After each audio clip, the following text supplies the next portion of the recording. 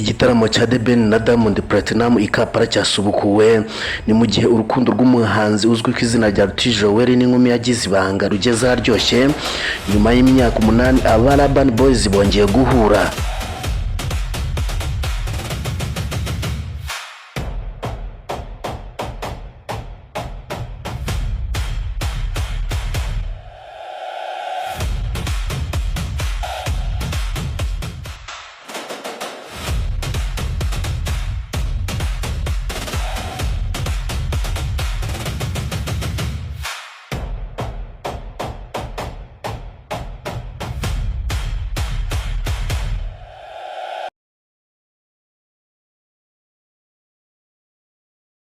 Murakaza neza kuri Kigali 250 urubuga rwagezaho amakuru agezweho y'imyidagaduro, umuziki, ibyamamare n'udushya dutandukanye bishyushye byizewe kandi bikunogeye.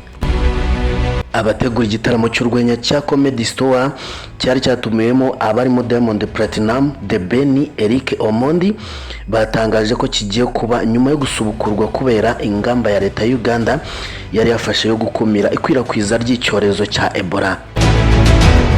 Kuri uyu wa kane ku itariki 23 Nyakanga 2026 ubuyobozi bwa Comedy Store bwatangaje ko iki gitaramo kizaba ku itariki 30 Ukwakira 2026. Ruti Joel uri mu bahanzi bagezweho mu muziki w'u Rwanda by'umwihariko uwa gakondo akomeje guca amarenga y'urukundo rwe n'inkumi yagize ibanga. Kuva mu minsi ishize Ruti Joel ari gusangiza abamukurikira amafoto amugaragaza agatoki ku kandi n'inkumi yerekana amaboko yayo ariko nagaragaze isura cyangwa uwari we. Mu kiganiro yagiranye n'ikinyamakuru Igihe, Ruti Joel yemeje ko amaze igihe mu rukundo n'iyi nkumi, icyakora ahamya ko itaramwemerera kwivuga. Amashusho mashya Ruti Joel yasangije abamukurikira yayakurikije amagambo agira ati "Nuzicwa n'irungu wakunzwe n'intore".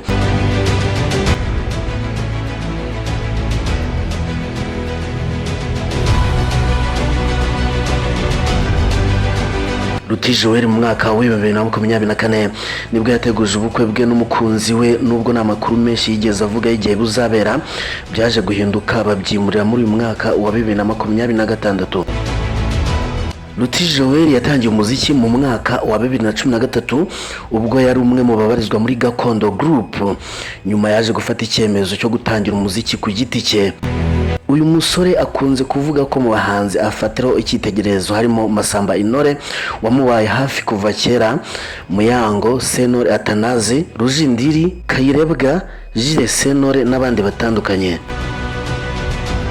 Nyuma y'imyaka 8 Safi, Humble Jizzo na Nizzo bamenyekanye cyane nk'itsinda rya Urban Boys bongeye guhura ari batatu mbere y'iminsi mike ngo bataramire i Rubavu.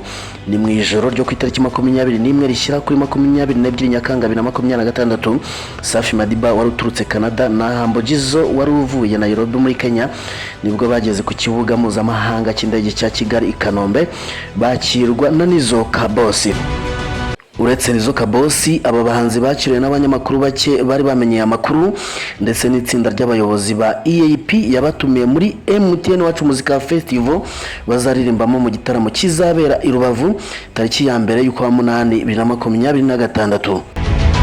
Mu kiganiro kigufi bagiranye n'abanyamakuru bakigera Kigali, Humble Jizzo yavuze ko atari abanyarwanda gusa babakumbuye ahubwo nabo ubwabo bari bakumbuye kongera kuririmbira imbere y'abakunzi babo. Babajijwe kandi niba kongera guhura kwabo kuzakurikirwa no gukora indirimbo nshya, Nizzo Kabosi yavuze ko ibisubizo birambuye abantu bazabimenya nyuma y'igitaramo kizabera i Rubavu ku itariki ya mbere y'ukwa 8 2026.